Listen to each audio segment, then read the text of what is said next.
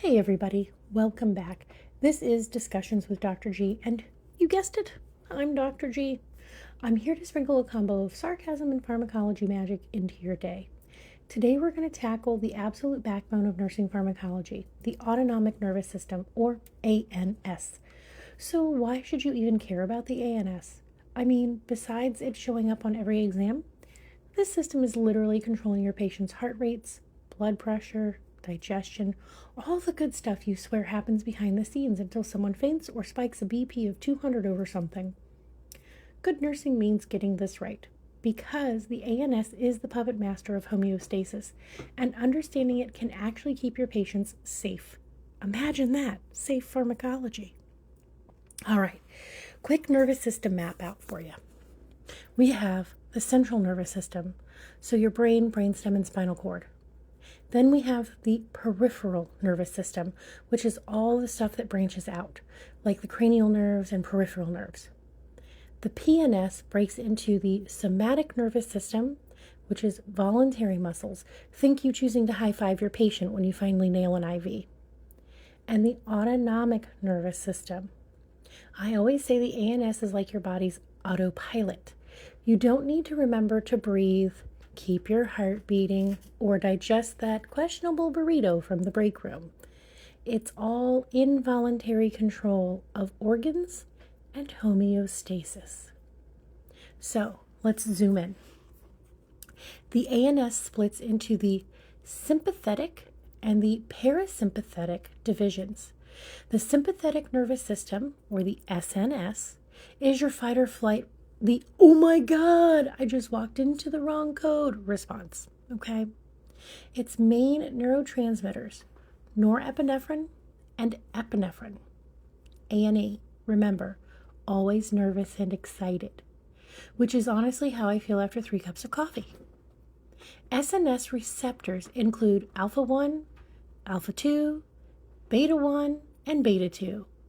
Alpha-1 means vasoconstriction and increased blood pressure. Alpha-2 chills things out and lowers SNS activity. Beta-1, that's heart and kidney. Think one heart, okay? So beta-1 increases heart rate and cardiac output.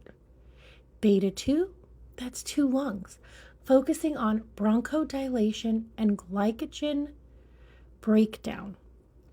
Then you've got the parasympathetic, or PSNS, the rest and digest. Sole neurotransmitter, acetylcholine, and its receptors, muscarinic and nicotinic, target basically every organ you wish would calm down after the holiday shift. And let me tell you, mixing up these systems can leave you looking as frazzled as a new grad RN. I had this one time, first year precepting, patient has tachycardia and GI upset, and I totally mismatched symptoms to the wrong pathway at first. That taught me real quick.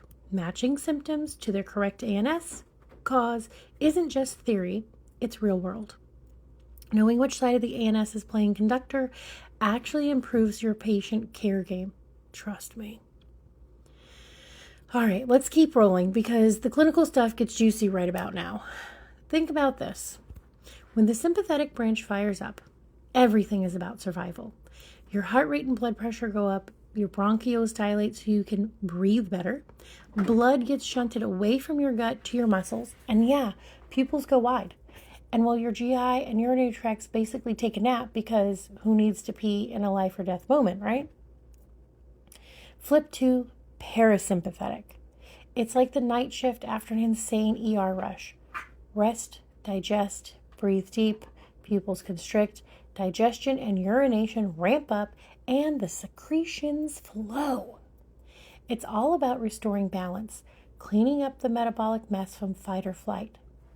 Most people don't even realize these symptoms are always in a bit of a tug of war to keep you balanced. And as a nurse, you see this play out all the time, especially when you're watching for those orthostatic vital changes. Now, some real pathology. Diseases tied to neurotransmitters. Acetylcholine dips in the brain are a huge factor in Alzheimer's. Meanwhile, if you lose acetylcholine receptors on skeletal muscle, think myasthenia gravis. The result is weak, tired muscles. Very sad, very dangerous, but super important to catch early. On the norepinephrine side, too much NE, norepinephrine, can lead to hypertension, and swings in levels are linked with ADHD, depression, maybe even schizophrenia and Parkinson's. Our sources hedge a little here, but the evidence is mounting. Let's talk reflexes. The baroreceptor reflex is your body's superhero when it comes to preventing you from kissing the linoleum. Stand up too quick and whoosh, your blood pressure drops. The baroreceptors in your carotids and aorta fire up the sympathetic system to tighten vessels and bump up your heart rate. This is why we check orthostatic vital signs, people. If you ever wondered why your instructor obsesses over that, it's because autonomic reflexes are literally trying to save you from embarrassing moments and, head injuries. All right, pharmacology fans, here's where the rubber meets the medication cup. Let's talk drug selectivity and why that laundry list of receptors actually matters for what you're about to give your patient. So, selective drugs zero in on one type of receptor, like metoprolol, which goes after beta-1 and leaves the lungs out of it. Good for asthmatics, bad for people who love non-selectivity. Non-selective drugs are like a shotgun, spraying more than one target. Think epinephrine, which hits both alpha and beta receptors, kind of like trying to fix everything at once with duct tape. Drug action time. Adrenergic agonists crank up the sympathetic system. Albuterol is the classic beta-2 agonist. Makes those bronchioles relax so asthma patients can actually breathe. Epinephrine? Oh, it's your go-to in a code or anaphylaxis. Basically does everything everywhere. Clonidine is an alpha-2 agonist. That, fun fact, actually lowers BP by reducing sympathetic tone. Antagonists do the opposite. They block. Propranolol blocks both beta-1 and beta-2, so watch for bronchospasm. Metoprolol just blocks beta-1, but please, I'm begging you, don't forget to check the heart rate and hold the medication if the heart rate is below 50. PSNS drugs, cholinergic agonists like bethanacol, get people peeing again, and pilocarpine helps with glaucoma. But too much cholinergic activity, and you hit what I like to call the dumbbells.